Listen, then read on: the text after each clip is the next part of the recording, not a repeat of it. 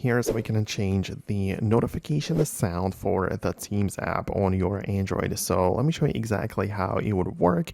If you're new here, subscribe for more tips and videos like this one. So you open up the settings app and just go to the apps section where all of the apps are sorted and listed alphabetically. And you want to find the Teams app, obviously. So it should be easy to find. Perhaps just look up the app through the search, but you tap on it like that and you get inside of the settings for it. When you tap on the notifications, naturally you need to allow them in order to be able to change the sound. But when we click on allow, at the bottom you should see the notification categories.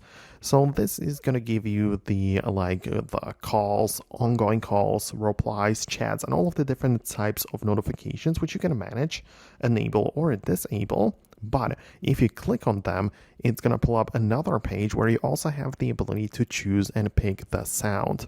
So, for example, I can tap on the calls, right? And for the calls, I can pick the sound to be something very specific. So I can choose the default notification sound or something completely different.